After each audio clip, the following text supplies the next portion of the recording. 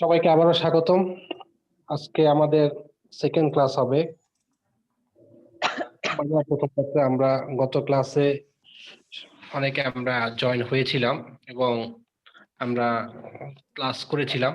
আমরা পাঠ পরিকল্পনা দিয়েছি এবং সেই পাঠ পরিকল্পনা অনুযায়ী আমাদের আজকে একটা গল্প এবং একটা কবিতার উপর পাঠ হওয়ার কথা। আমরা গত ক্লাসে যে ক্লাস করেছিলাম সেই অনুযায়ী আজকে আপনাদেরকে কিছু লেসন দেওয়া হয়েছিল। আপনারা কি দুজনে কি পড়েছে, সবাই কি পড়েছেন আপনারা দুইটা গল্প, একটা গল্প একটা কবিতা? জি স্যার। আচ্ছা, গল্প ছিল মনে হয় পালামো, আর কবিতা ছিল আমার সন্তান। আমার তো মনে হয় যে সবাই পড়েছে নাকি? জি স্যার। সবাই পড়েছে।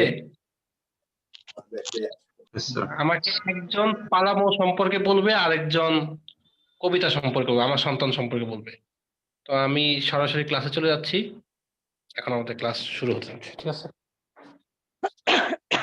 কে বলবে পালামো সম্পর্কে, কে বলবে? পালামো মানে গল্পটা কি বা কি সংক্রান্ত?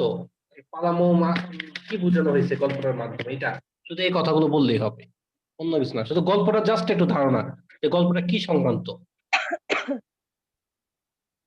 আসলে তো হবে না, বলতে হবে পালামো সম্পর্কে।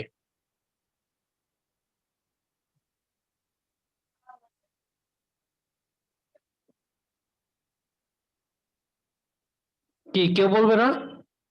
জি স্যার, আমি রোমান বলবো স্যার। হ্যাঁ, রোমান। জি স্যার। জি বলেন, পালামো সম্পর্কে বলেন, পালামো কি সম্পর্কে ছিল? পালামো হচ্ছে একটি অঞ্চলের নাম। আচ্ছা আচ্ছা, এটা হচ্ছে তারপর? ভ্রমণ বিষয়ক কাহিনী। হুম। তিনি ভ্রমণ করে অনেক কিছু ধারণা পেয়েছেন আর কি, দিয়েছেন, ধারণা দিয়েছেন। হ্যাঁ, ধারণা দিয়েছে। এখন মানে কি কি সম্পর্কে, মানে দুই একটা কি বলতে পারবেন যে জি এটা জি সম্পর্কে বা ওইটা সম্পর্কে? তিনি হচ্ছে ধারণা কোন থেকে? একদম বইয়ের ভাষায় বলতে হবে তা না, মোটামুটি বললেই হবে।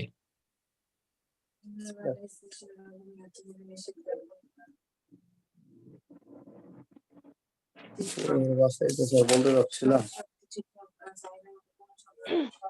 তারপরে বুঝতেছি। কে একটু বলতে পারবে কি? স্যার আমি বলবো। জি জি, অবশ্যই অবশ্যই। স্যার এখানে লেখক সঞ্জীব চন্দ্র চট্টোপাধ্যায়, তিনি জি যৌবনে পালামো নামের একটা প্রদেশ ছিল, সেখানে তিনি ভ্রমণের জন্য গিয়েছিলেন। সেখানে তিনি জি এই পাহাড় অরণ্যে ঘেরা সুন্দর জায়গা, সমতলবাসী বাঙালি জনগোষ্ঠীর কাছে সব পরিবেশ ওনার কাছে খুব একটা পরিচিত না, কিন্তু তিনি সেখানে গিয়ে এই নদী, গ্রাম, তারপরে সেখানের লোকজন, তারপর সেখানের পাহাড়, ওইসব দেখে তিনি খুব মুগ্ধ হয়েছিলেন এবং সেই সম্পর্কে তিনি এই এই পালামো গল্পতে তিনি তা বলেছিলেন। মানে এক একটা সংজ্ঞা, যে তিনি কিভাবে পালামো প্রদেশে গিয়েছিলেন এবং সেখানে কিভাবে তিনি থেকেছিলেন এবং সেখানে কি কি দেখলেন, গ্রাম সম্বন্ধে ধারণা দিলেন, নদীর সম্বন্ধে ধারণা দিলেন জি জি এবং জি, ভেরি গুড। হ্যাঁ, এবং একটি সুন্দর পর্বতের কথাও তিনি বলছেন। যেমন এখানে লেখা আছে, অপরাহ্নে দেখলাম একটি সুন্দর পর্বতের নিকট দিয়া গাড়ি যাইতেছে, পর্বতস্থ ক্ষুদ্র ক্ষুদ্র প্রস্তরের ছায়া পর্যন্ত দেখা যাইতেছে। গাড়োয়ানকে গাড়ি থামাইতে বলিয়া আমি নামিলাম। গাড়োয়ান জিজ্ঞাসা করিল, কোথা যাইবেন? আমি বলিলাম, একবার ওই পর্বতে যাইব। এর অর্থ হচ্ছে এই পর্বত ওনার কাছে খুবই সুন্দর, মানে খুব উনি পর্বত থেকে খুবই মুগ্ধ হয়েছেন এবং সেখানে যাওয়ার জন্য তিনি তিনি গাড়োয়ানকে বললেন, কিন্তু গাড়োয়ান তাকে বললেন ওখানে অনেক সময় লাগবে যাইতে, কিন্তু তিনি বললেন আমার 5 মিনিটেও লাগবে না। অতএব গাড়োয়ানের নিষেধ না শুনিয়া লেখক 5 মিনিটের স্থলে 15 মিনিটকার দ্রুত পদক্ষেপে গেল। তথাপি পর্বত প্রমোদ সেই 5 মিনিটের পথ বলে বোধ হইতে লাগলো। এর অর্থ হইতেছে যেখানে তিনি 5 মিনিটের কথা ভাবছেন সেখানে দেখলেন যে তার অনেক সময় লাগতেছে এবং এর জন্য তিনি ফিরে আসলো গাড়িতে। হুম। এবং সেখানে বঙ্গবাসী গৃহে ওখানে গিয়ে তিনি আতিথ্য স্বীকার করলেন এবং সেখানে গিয়ে দেখলেন অনেক লোকজন, উনি যেহেতু নতুন তাকে এই স্বাগতম জানাচ্ছেন। হুম। এই সব সেখানে পালামোতে আবার রাত্রেবেলা কিছু একটা উৎসব হয়েছিল, কিছু না সরি স্যার, একটা উৎসব হয়েছিল। সেই উৎসব সম্বন্ধে এই সব কিছু তিনি পালামো প্রদেশে যা যা দেখলেন সেই সম্বন্ধে তিনি এই পালামো গল্পে ধারণা দিয়েছেন। Very good. আবরার আব্দুল্লাহ না? জি স্যার, আমি Abrar Abdullah. Thank you so much. আমার কাছে খুবই ভালো লাগলো এবং আমি বুঝতে পেরেছি যে আবরার আব্দুল্লাহ পড়েছে। বাকিরা আসলে পড়েছেন কিনা আমি রেসপন্স না পেলে আসলে বুঝতে পারবো না যে পড়েছেন। স্যার আমি তো অসুস্থ স্যার, তাই বেশিক্ষণ তো পড়তে পারি না, তাই ওই রিডিংটা শুধু পড়ছি। আর এটা না, ঠিক আছে, অর্থটা কি? Very good. না, আপনি যেটা বলছেন সেটা, এটা আসলে একটা ভ্রমণ কাহিনী। এখানে ভ্রমণের হ্যাঁ। যে লেখকের যে অভিজ্ঞতাটা, সেই অভিজ্ঞতাটাই এখানে শেয়ার করেছেন। সম্পূর্ণ একটা ভ্রমণ আর কাহিনী। এখন এখন কথাটা হচ্ছে যে যেহেতু আমাদের মনে করেন যে আমি তো বলেছিলাম গত ক্লাসে যে এখানে আমি 40 মিনিট সময় পাবো। 40 মিনিট হলো 10 মিনিট আমাদের শুধু জয়েন করা, হোমওয়ার্ক দেওয়া, কাটাকাটির মধ্যে শেষ। আর 30 মিনিট হচ্ছে আমাদের মূল ক্লাস। এই 30 মিনিটে কিন্তু আমি পুরো গল্পটা আমি শেষ করতে পারবো না। তাই আপনাদের গল্প কবিতা। তাই আপনারা স্যার যদি কোনো না কথা পারেন- বোঝা যাচ্ছে না, আমার কথা শোনা যাচ্ছে না? বেঁধে যাচ্ছে। কথা বোঝা যায় না? জি স্যার, কথা যাচ্ছে। কি- আচ্ছা, স্যার শোনা তো যাচ্ছে, শোনা যাচ্ছে। হ্যাঁ, এখন যদি আপনারা গল্প কবিতা অ্যাটলিস্ট যদি রিডিং পড়েন তাহলে আপনারা বুঝতে পারবেন যে ব্যাপারটা কি বলেছে। যদি না পড়েন তাহলে আপনারা বুঝতে পারবেন না, তখন জিনিসটা পুরোই নতুন লাগবে। কারণ আমি শুধুমাত্র আপনাদের সারসংক্ষেপ আলোচনা করবো আর এটা নিয়ে আমরা কথা বলবো।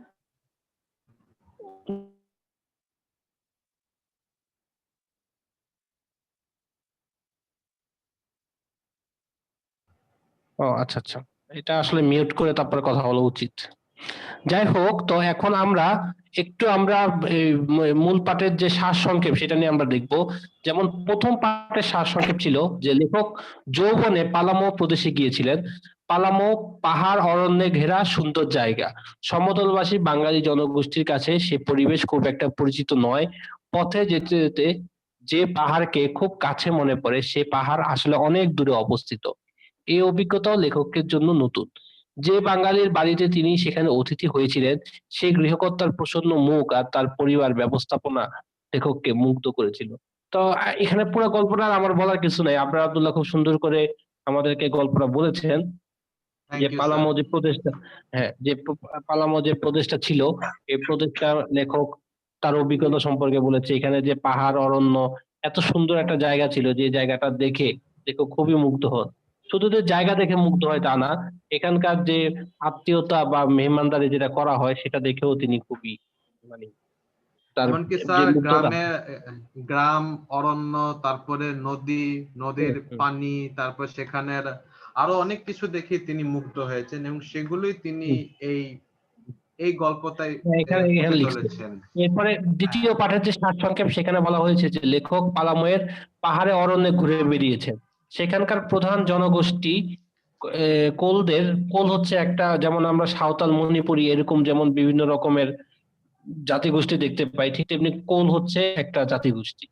যে কোলের সঙ্গেও তার মেলামেশার সুযোগ হয়েছে। এক প্রান্তরে কোল বালকদের মহিষ চড়াতে দেখলেন, কোল নারী পুরুষও দেখলেন।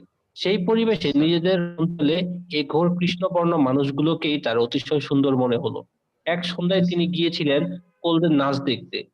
ওই পাহাড় বনের পরিবেশে রাতের আগুনের আলোয় কোল যুবক যুবতীদের সম্মিলিত নাচ গান তাকে মুগ্ধ করলো। আমরা অনেক সময় পাহাড়ি অঞ্চলে বেড়াতে যাই, যেমন আমরা বান্দরবন, খাগড়াছড়ি এসব জায়গায় আমরা বেড়াতে যাই।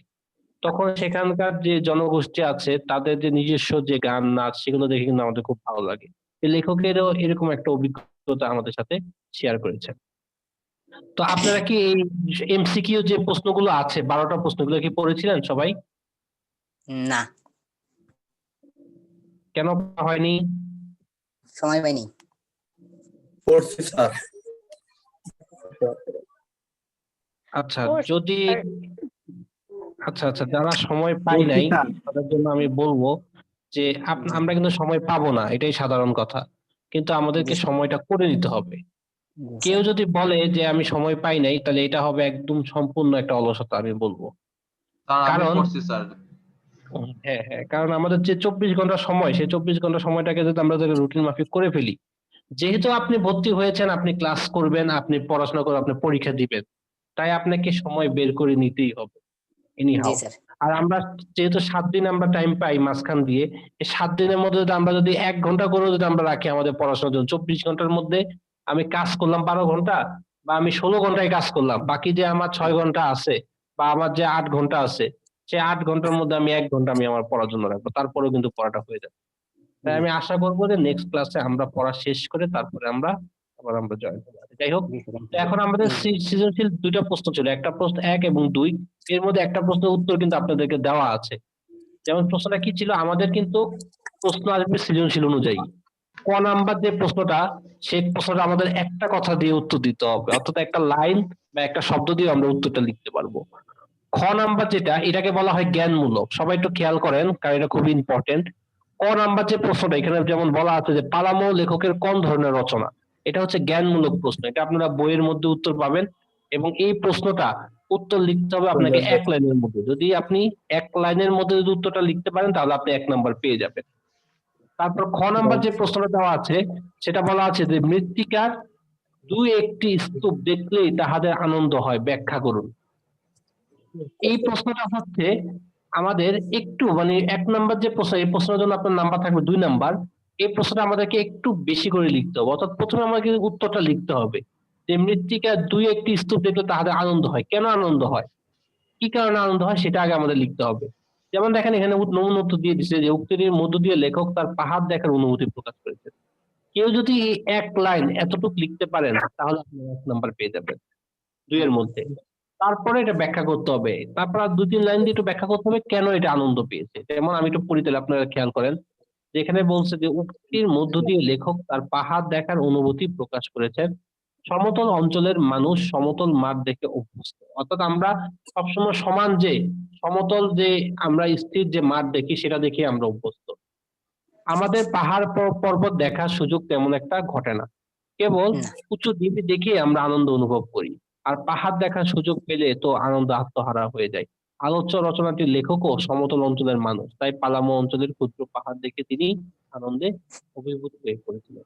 অর্থাৎ খুব সহজে এটা যারা গল্পটা পড়বে, তারা খুব সহজে কিন্তু এই উত্তরটা লিখে দিতে পারবে যে লেখক কেন এত আনন্দ প্রকাশ করেছিল।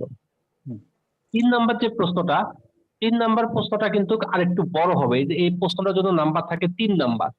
এখানে বলা হয়েছে যে উদ্দীপকে পালাম্য রচনার কোন দিকটি প্রকাশ পেয়েছে, ব্যাখ্যা করুন বা আলোচনা করুন।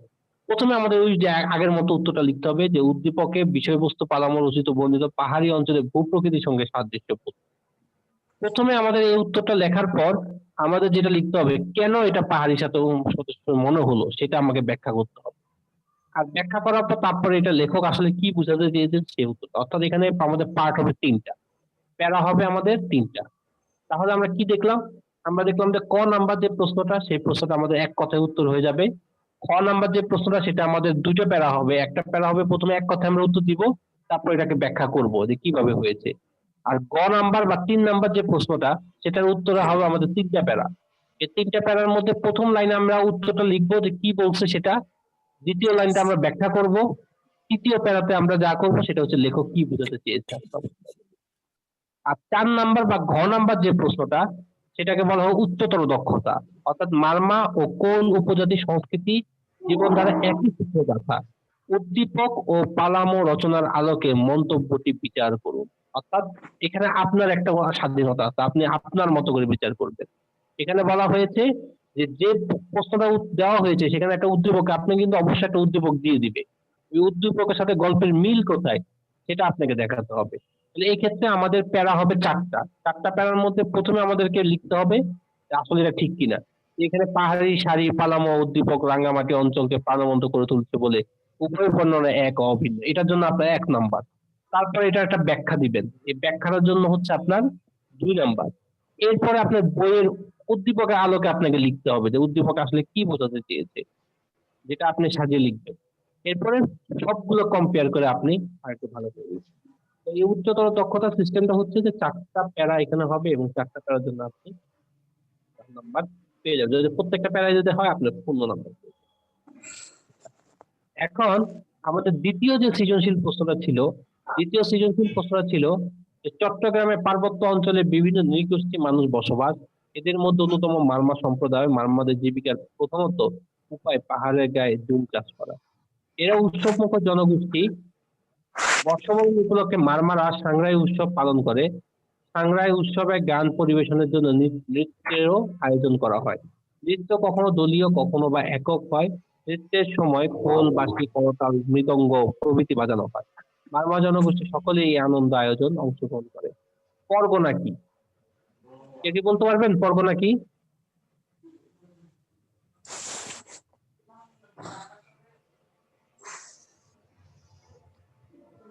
কেউ কি বলতে পারবেন? হ্যাঁ, জি বলেন। ধরেছি।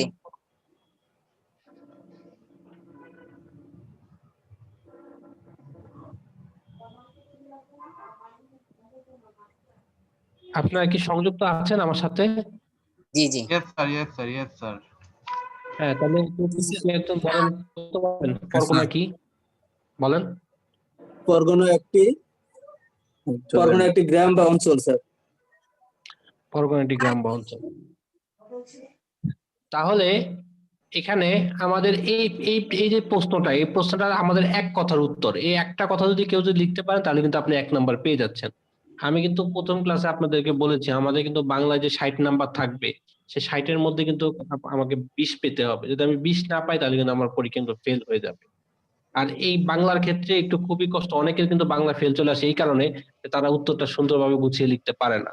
যেমন এখানে কিন্তু একটা কথা লেখছে, এখানে যদি আপনি যদি 5 পৃষ্ঠাও লেখেন আপনি কিন্তু 1 নাম্বারও দিবে না। কিন্তু একটা ওয়ার্ড যদি আপনার সঠিক হয় তাহলে সেটা যদি আপনি নাম্বার পেয়ে যাবেন। এরপরে দেখেন খ নাম্বার একটা প্রশ্ন দিয়েছে যে বন্যেরা বনে সুন্দর, শিশুরা মাতৃক করে। এই উক্তিটি কি? এই উক্তিটি কি এখানে বুঝে লিখতে হবে। প্রথমে আপনাকে এটা বলতে লিখতে হবে যে বন্যেরা বনে সুন্দর, শিশুরা মাতৃক বলতে কি বোঝানো হয়েছে।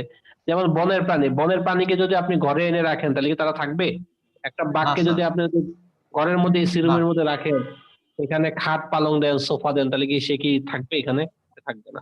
না আবার স্যার, আপনাকে যদি 1 লক্ষ টাকা দিয়ে বলা হয় বা 1 কোটি টাকা দিয়ে যদি বলা হয় এই বনের মধ্যে তুমি একা একা সারা জীবন থেকে যাবা, আপনি কি থাকবেন? কখনো থাকবেন না। আপনি চিন্তা করবেন আমি 1 কোটি টাকা দিয়ে কি বা করবো এই বনের মধ্যে একা একা, তাই না? এটাই এর জন্য জি, এখানে বনেরা বনে সুন্দর, শিশুরা মাতৃ করে। এখানে যার যে পরিবেশ বা যার যে জায়গা সেই জায়গার মধ্যে তাকে মানাবে এবং সে সেখানে থাকতে পারবে। এই জিনিসটা আপনাকে বুঝিয়ে লিখতে বলবো, উদাহরণ সহকারে আপনারা বুঝিয়ে দিতে পারেন। উদ্দীপকে পালামো রচনার কোন দিকটি প্রকাশ পেয়েছে? এখানে একটা অনুষ্ঠানের কথা বলা হয়েছে, পালামোতেও কিন্তু একটা অনুষ্ঠান হয়েছিল। এই 2টা অনুষ্ঠানের মধ্যে যে মিল সেই মিলটা আপনি এখানে লিখে দিবেন। এরপরে বলছে মারমা ও কোল উপজাতির সংস্কৃতির জীবনধারা একই সূত্রে গাঁথা। এখানে মারমাদেরও উদ্দীপকের মধ্যে দেখেন মারমাদেরও একটা উৎসব ছিল বা একই রকম একটা ইয়ে ছিল যেটা আবার কোল উপজাতিরও ছিল এই ধরনের একটা অনুষ্ঠান। এই জিনিসটা এখানে বলা হয়েছে। আপনারা আগামী ক্লাসে যেটা করবেন সেটা হচ্ছে যে একটা অ্যাসাইনমেন্ট করবেন। সেই অ্যাসাইনমেন্টটা হচ্ছে এই যে এখানে লেখা আছে দেখেন, আপনাদের বইতে দেওয়া আছে। আপনাদের সাথে যাদের বই আছে দেখেন অথবা স্ক্রিন দেখেন 11 নম্বর পেজের মধ্যে এখানে বলা আছে যে রাজধানী শহর ঢাকা ছাড়িয়ে শতাধিক কিলোমিটার উত্তরে পুরনো শহর ময়মনসিংহ। এই জেলার গারো পাহাড়ে বাস করে গারো সম্প্রদায়ের লোকেরা।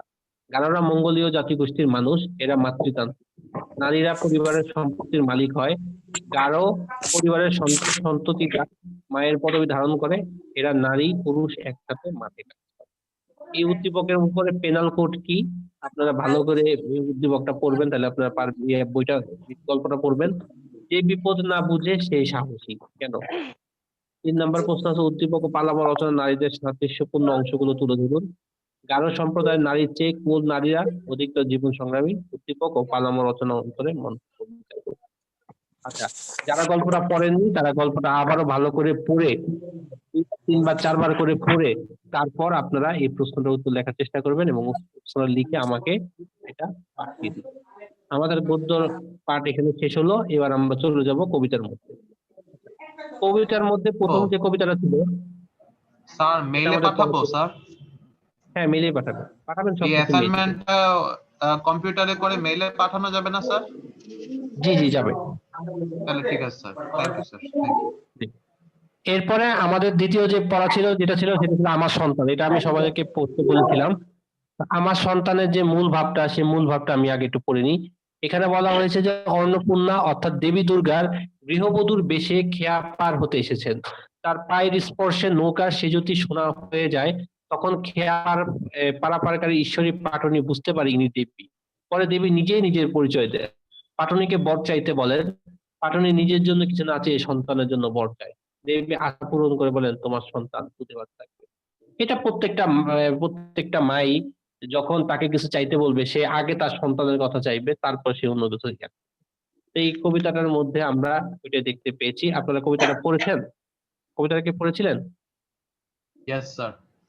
জি শুধু স্যার। আপনি পড়ছেন, আর কিছু পড়ছেন? যাক, ভালো।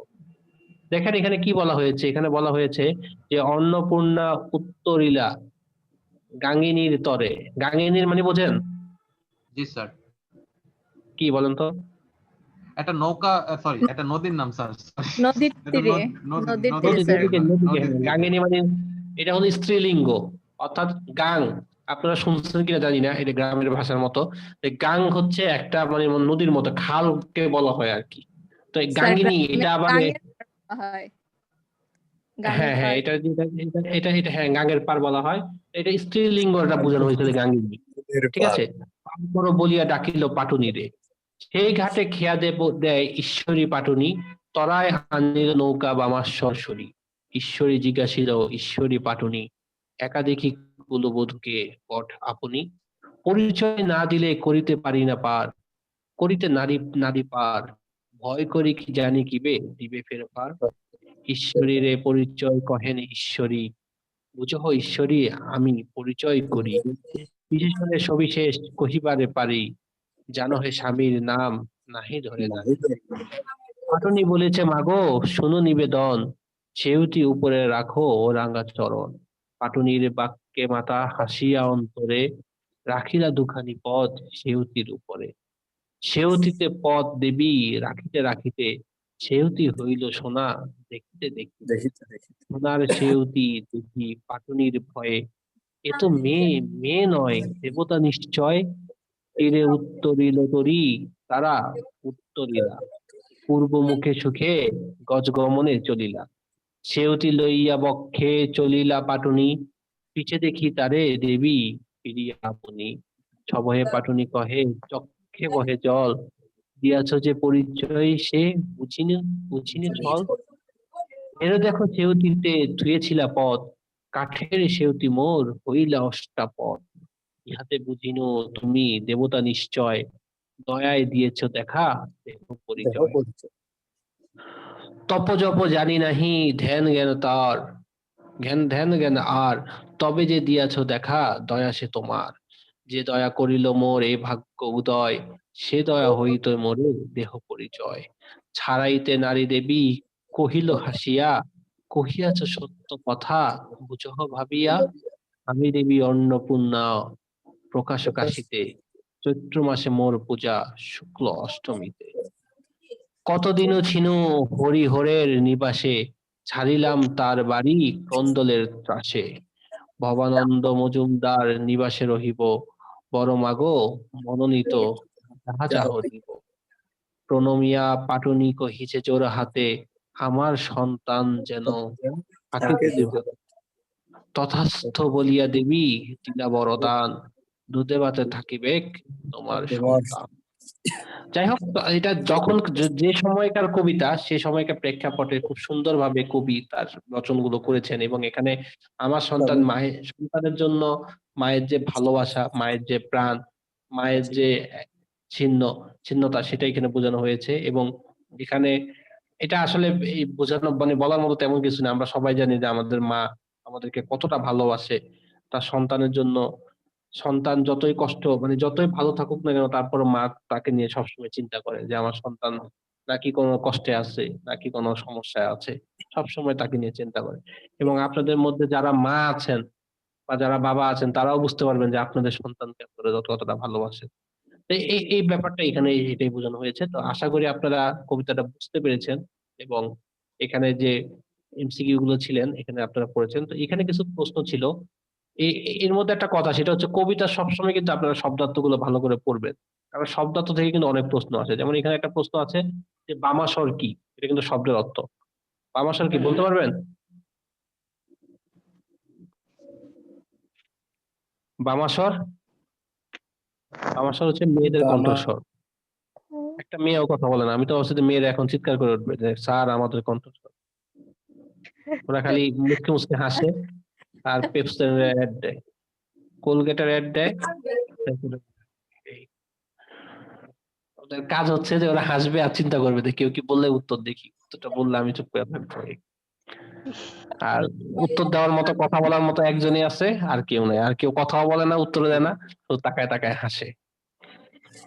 আচ্ছা, তো আমরা আমরা অবশ্য শব্দার্থগুলো ভালো করে পড়বো এবং ভালো করে পড়ার ফলে আমরা অনেকগুলো উত্তর কিন্তু এখানে পেয়ে যাব। যেমন এখানে একটা কোশ্চেন দেওয়া আছে, এ তো মেয়ে মেয়ে নয় দেবতা নিশ্চয়, কথাটি কেন বলা হলো? কারণ এখানে দেখা গেছে যে সে যখন, দেবী যখন নৌকার মধ্যে পা রাখলো তখন সাথে সাথে সেটা কি হয়েছে, স্বর্ণ হয়ে গেছে। তখনই এই কথাটা বলা হয়েছে। তো এইভাবে কেন কিভাবে বলা হয়েছে সেটা আপনি বলতে মানে লিখে দিতে হবে। আপনার নমুনা উত্তরগুলো ভালো করে আরেকবার পড়ে নিবেন, কবিতাটা আরো কয়েকবার পড়বেন, দেখবেন যে আপনার এই জিনিসটা বুঝতে পারবেন। এখানে দেখেন একটা প্রশ্ন দেওয়া হয়েছে যে একটা উদ্দীপক বলা হয়েছে যে নামাজের ঘরে মোমবাতি মানে দরগায় মানে দান, ছেলেরে তাহার ভালো করে দাও কাদের জননীর প্রাণ, ভালো করে দাও আল্লাহ রসুল, ভালো করে দাও পীর, কহিতে কহিতে মুক্তি ভাসে বহিয়া নয়ন। তো এখানে একটা উদ্দীপক ঠিক ওইটার মতো, ওইখানে যেমন দেবীকে নিয়ে বলা হয়েছে, এখানে আবার আল্লাহ রসুলকে নিয়ে বলা হয়েছে এবং এখানেও দুইটার মূল কথা একটাই। এখানেও তার সন্তানের জন্য চেয়েছে যে সন্তান যেন সবসময় ভালো থাকে, আর এখানে সন্তানের জন্য তার মা কাঁদছে এবং সন্তানের যেন ভালো হয়ে যায়, নিশ্চয় সন্তান অসুস্থ সে যেন ভালো হয়ে যায়, এই কথাটা এখানে বোঝানো হয়েছে। তো দুটা গল্পের, দুটা কবিতার মধ্যে কি বোঝানো হয়েছে বা কি, এখানে কিন্তু কোশ্চেনটা সেভাবে দেওয়া, যেমন বরদান কি এটা শব্দের অর্থ, ভারতচন্দ্রের কাব্যের বৈশিষ্ট্য কেমন এটা আপনারা কবি পরিচিতি করলে বুঝতে পারবেন। উদ্দীপকের কবিতা অংশে আমার সন্তান কবিতা যে দিকটি প্রতিফলিত হয়েছে, এখানে দুইটা দিকই হচ্ছে যে সন্তানের জন্য মায়ের যে ভালোবাসা, অর্থাৎ মা মূল কবিতার মধ্যে মা দেবীর কাছে চাচ্ছে যে তার সন্তান সবসময় ভালো থাকুক, আর এখানে উদ্দীপকের মধ্যে মা চাচ্ছে যে তার সন্তান তাড়াতাড়ি সুস্থ হোক। এটা আপনারা ভালো করে আপনারা আরেকবার পড়ে এই প্রশ্নের অ্যাসাইনমেন্ট করবেন। তাহলে আমাদের অ্যাসাইনমেন্ট কয়টা হলো?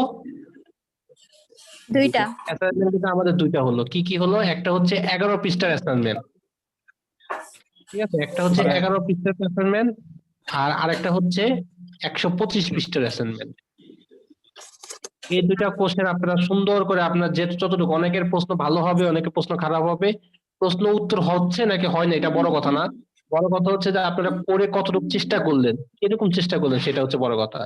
আপনাদের কাছে অনুরোধ থাকবে যে কোনরূপ গাইড বই বা অন্য কারো সাহায্য ছাড়াই আপনারা নিজে নিজে চেষ্টা করবেন। আমার কথা হলো 2 লাইন লিখবেন, যে 2 লাইন নিজে নিজে চেষ্টা করবেন এবং আমি সেখান থেকে দেখবো যে আপনার 2 লাইনের মধ্যে কতটুকু কার কতটুকু হয়েছে। যদি আপনারা যদি এখন থেকে প্রথম থেকে যদি চেষ্টা করেন, দেখবেন যে সামনের দিকে আপনারা অনেক ভালোভাবে আপনার উত্তর দিতে পারবেন এবং এটা নিয়ে কোনো সমস্যা হবে না। তো এই হচ্ছে কথা। তো আমরা প্রতিবারের মতো আবারও বলবো যে আপনারা আমাদের যে ক্লাসটা হয়েছে এই ক্লাসটা অবশ্যই আমাদের কিছুক্ষণের মধ্যে, যদি আজকে সম্ভব নাও হয়, আমরা আগামীকাল সকালের মধ্যে অবশ্যই এটা আপলোড করে দিব ইউটিউব চ্যানেল এবং ফেসবুকে। আপনারা ভালোভাবে সেটা ইয়ে করবেন। আর যাদের পেজ এখনো পর্যন্ত যারা খুঁজে পায় নাই, যে অনেকে আমাকে বলে যে আমি স্যার এখনো আপনার পেজ খুঁজে পাই নাই, অনেকে আমাকে ফোন দেয়, তাদের জন্য বলবো যে আমাদের পেজটা হচ্ছে, স্যার আইসিটির অ্যাসাইনমেন্টে কি আমার গেছে? আপনি এর আগের বার আমার নাম বলেন নাই, আমি ছিলাম না। একটা অ্যাসাইনমেন্ট আছে, কার আছে আমি ঠিক জানি না, এটা আমাকে আবার স্যার আমিও দিয়েছিলাম জুলেখা। জুলেখা প্লিজ। আসলে জি, এখন স্যার। বলতে পারছি না জুলেখা কি কি নামে হয়তো থাকতে পারে। যাই হোক, এই যারা আমাদের পেজটা এখনো পর্যন্ত করতে পারেন, আমি লগ ইন করতে পারছি না, যদি আপনারা যদি লগ ইন করে না থাকেন বা আপনারা যদি লাইক দিয়ে না থাকেন, তাহলে আপনারা ওই আমাদের আগের ক্লাসগুলোর মধ্যে দেওয়া আছে অ্যাড্রেসটা, BOULCGHS অনলাইন ক্লাস 2020, এটা এই ক্লাসটার মধ্যে এই পেজটার মধ্যে লাইক দিয়ে রাখবেন। আমাদের ক্লাসগুলো এখানে আপলোড করা হয় আর ইউটিউব চ্যানেলের মধ্যেও ক্লাসটা চলে যাবে। আমাদের নেক্সট ক্লাসে যে পড়াগুলো হবে পরের দুটো কবিতা, পরের নেক্সট ক্লাসের শিডিউল কারো কাছে আছে? আমার কাছে তো বলেন তো স্যার, কি ছিল ইংলিশ আমাদের 5 3 নাম্বার পেপার। ক্লাস আমাদের কি হবে? স্যার কোনটা, রবিবারে? নেক্সট যে ক্লাসটা হবে সেটাতে। এই যে পেয়েছি আমি। আচ্ছা, আমাদের নেক্সট ক্লাসে যেটা হবে 3 নাম্বার ক্লাস আমাদের যেটা হবে সেটা হচ্ছে দেনা পাওনা আর কপোতাক্ষ নদ। খুবই ইম্পর্টেন্ট, আপনাদের পরীক্ষার মধ্যে এই দুইটার যে কোনো একটা অবশ্যই আসবে। রবীন্দ্রনাথ ঠাকুরের দেনা পাওনা খুবই ইম্পর্টেন্ট এবং কপোতাক্ষ নদ মাইকেল মধুসূদন দত্তের, এই দুইটা খুব ভালোভাবে আপনারা দেনা পাওনা যেভাবে পড়তে বলেছিলাম, যে মূল পাঠ পড়বেন, শব্দার্থ পড়বেন এবং এই ইয়াগুলো ওই যে কি জানি সারসংক্ষেপ গুলো ভালোভাবে পড়ে তারপরে প্রথম যে উত্তরটা দেওয়া আছে সেটা পড়ার চেষ্টা করবেন, বোঝার চেষ্টা করবেন। না বুঝলে আমার সাথে শেয়ার করবেন। তাহলে আমাদের কিন্তু পরের সপ্তাহে কিন্তু কাজগুলো আমি দিয়ে দিয়েছি। কাজগুলোর মধ্যে প্রথম কাজ হচ্ছে কত পৃষ্ঠা যেন বললাম, দেওনা পাওনা 11 পৃষ্ঠার অ্যাসাইনমেন্ট এবং 125 পৃষ্ঠার অ্যাসাইনমেন্ট, এই দুটা প্রশ্ন ভালোভাবে আপনারা পড়ে বুঝে লেখার চেষ্টা করবেন, লিখে আমাকে পাঠিয়ে দিবেন। এটা হচ্ছে প্রথম কাজ। আর দ্বিতীয় কাজ হচ্ছে আপনারা দেনা পাওনা এই গল্পটা, রবীন্দ্রনাথ ঠাকুরের এই গল্পটা আপনারা পড়বেন এবং কপোতাক্ষ নদ এই কবিতাটা, গল্প এবং কবিতা ভালো করে পড়ে রাখবেন যাতে আমরা আলোচনা করলে আপনারা বুঝতে পারেন। আমি যখন বলবো যে এটা কি সম্পর্কে লিখছে তখন কিন্তু সবাইকে বলতে হবে। ওই যে একজন বলবে আর বাকিরা হাসবে, দাঁত বের করবে, এটা কিন্তু হবে না। তাই আপনারা এটা ভালোভাবে এই জিনিসটা চেষ্টা করবেন। স্যার একটা পার্সোনাল কথা বলি। পার্সোনাল কথা তো সবাই স্যার তো আমি লাইনে কিন্তু এখন কপোতাক্ষ, না এটা সবার শুনলে সমস্যা নেই, আমি এখন কপোতাক্ষ নদের পাশেই আছি, এইটাই আর কি। হ্যাঁ বলেন বলেন। বলছি যে আমি এখন কপোতাক্ষ নদের পাশেই আছি আর কি, মানে আমার বাসা কপোতাক্ষ নদের পাশে, তো তাই। বাহ বাহ বাহ বাহ, মাশাআল্লাহ মাশাআল্লাহ। তো আপনার যারা ক্লাসমেট আছে তাদেরকে দাওয়াত দেন, যে আসেন ঘুরে যান, বেড়ায় যান আমাদের সাথে। জি তা তো অবশ্যই। আরেকটা কথা আমি বলবো। আচ্ছা, কে কপোতাক্ষ নদের সামনে ছিল? স্যার কে? আমি জুলেখা। জুলেখা। আচ্ছা, ক্লাসি ট্যাব এ জুলেখা। আচ্ছা, আরেকটা কথা আমি বলবো, সেটা হচ্ছে আমি একটা পেজ বা গ্রুপ খুলতে বলছিলাম, যে যেখানে সবকিছু শেয়ার হবে। এটা কেউ একজন দায়িত্ব নেন তো, কারণ কেউ নিজে নিজে খুলবেন না, একজন দায়িত্ব নেন। কে নিবেন? স্যার আপনি দিয়ে দেন, আমি তো দিলে কে দায়িত্ব খুলবেন? একজনকে দিয়ে দেন স্যার। কে? যে দায়িত্ব নিবেন সে এই গ্রুপটা আপনারা খুলে সবাই এটা আপনারা তাকে দিয়ে দিবেন। আচ্ছা, একজন আমাকে একটা নাম্বার দেন, যে গ্রুপ খুলতে পারবেন। কে খুলতে পারবেন বলেন, ইচ্ছায় স্বেচ্ছায়, যে ফেসবুক সবসময় ইউজ করে বা চালায়, বা আপনার চাচ্ছেন যে আমি গ্রুপটা ওপেন করে আমি চাই যে সবাই আমাকে সাথে যোগাযোগ করতে পারবে, কেউ যদি কিছু সমস্যা হয় তাহলে আপনার সাথে ফোনে আলাপ করতে পারবে, এরকম একজন স্বেচ্ছায়। স্যার আপনি খুলেন, আমরা অ্যাড হয়ে যাই, তাহলেই তো হয়। তুমি তো এটা আমি খুলতে গেলে তাহলে আমার তো অনেক খাতা খুলতে হবে, তো আমার সব ইয়ার জন্য যত ক্লাস আছে প্রত্যেকের জন্য খুলতে হবে। এটা আসলে আপনাদেরই খুলতে হবে, চালাবেন আপনারা, আপনাদের মতো চালাবেন। আমি হয়তো এটার সাথে যুক্ত থাকবো এই কারণে, যদি কোনো সমস্যা হয় আমি সাথে সাথে অ্যান্সারটা করে দিতে পারবো, এর জন্য, অন্য কিছু না। কে খুলবেন তাড়াতাড়ি বলেন, আমাদের এই স্ক্রিনের লাইন চলে যাবে কিছুক্ষণের মধ্যে। স্যার আমি খুলতে পারবো কিন্তু আমি তো একটু বুঝি কম। মিথুন। এই সত্য মিথ্যা বলা টাইম নেই এখন, ঠিক করে বলেন কে খুলবেন। জি স্যার আমি খুলবো তাহলে। জি স্যার। আশিক হোসেন অপু। আচ্ছা, আশিক আপনার ফোন নাম্বার বলেন। 016 মিথুন। আচ্ছা, আশিকের ফোন নাম্বারটা আমি লিখে নিচ্ছি এবং আপনারা সাথে সাথে নোট ডাউন করেন যারা আছেন। আমি স্যার। আজকে নাম্বারটা আমি ইয়ে করে বলেন। আশিক ফোন নাম্বার বলেন। 01 06 01 6 6 89 89 88 88 47 47 26। 26। আচ্ছা, 01689884726। আচ্ছা, আমরা আমাদের পেজের মধ্যে এটা আমি আপলোড করে দিব এবং আপনার সাথে যোগাযোগ করবো। আপনি পেজটা ওপেন করার পর আপনি আমাকে একটু নক দিবেন, আমার ফোন নাম্বার তো আছে অবশ্যই, আমাকে ফোন দিয়ে বলবেন যে স্যার পেজ হয়ে গেছে এবং আমাকে অবশ্যই অ্যাড করবেন। এবং এরপরে আপনারা এই গ্রুপের মধ্যে আর গ্রুপ করেন, এটা বেটার। ওকে ওকে স্যার গ্রুপটাই ভালো হবে, কারণ পেজ তো অনেক আছে। গ্রুপ খোলেন এবং আমাদের পড়াগুলো ক্লাসগুলো আমি শেয়ার করব গ্রুপের মধ্যে। দেখা যাবে যে অনেকে ওপেন করতে পারতেছে না বা সরাসরি আমার সাথে কথা বলতে যাচ্ছে, কথা বলতে পারতেছে না, গ্রুপ থেকে কথা বলতে পারবে। ওকে ঠিক আছে? ওকে স্যার জি স্যার। সবাই ভালো থাকবেন, আপনাদের জন্য দোয়া রইলো। আর সবাই সাবধানে থাকবেন, করোনা কিন্তু আবার কিন্তু আস্তে আস্তে বাড়ছে, তাই আপনার সবাই সতর্ক থাকবেন। করোনা ঠিক আছে, আগামী ক্লাসে আবার দেখা হবে ইনশাল্লাহ। হ্যাঁ, এই মাস্ক পরে থাকবেন সবসময়, ঘরের ভিতর পড়া লাগবে না, ঘরের বাইরে পড়া। জি স্যার জি স্যার ঠিক আছে, ওই যে আমাকে মাস্ক পরে একজন দেখাইতেছে যে স্যার এই যে রোমানের সাথে আছে, আমি মনে হয় মাস্ক পরে দেখাইতে, স্যার আমি করোনার মধ্যে মাস্ক পরে আছি। আর সবাই নাম দেওয়ার চেষ্টা করবেন, তাহলে আমি বুঝবো। অনেকের যে গ্যালাক্সি 9 2018, অনেকের আছে গ্যালাক্সি ট্যাব, এগুলোর নাম কি একটু নাম দিবেন, তাহলে আমরা বুঝতে সুবিধা হবে যে কে কি। ঠিক আছে, তো ঠিক আছে, ভালো থাকেন। আমার এখানে কেটে যাচ্ছে। জি স্যার, আল্লাহ হাফেজ, আগামী ক্লাসে আবার দেখা হবে ইনশাল্লাহ। জি স্যার, আসসালামু আলাইকুম স্যার। আসসালামু আলাইকুম। ওয়ালাইকুম আসসালাম। দুজনে মাস্ক আসসালামু পরছে আলাইকুম এবার। স্যার। আসসালামু আলাইকুম স্যার। দুই বেলা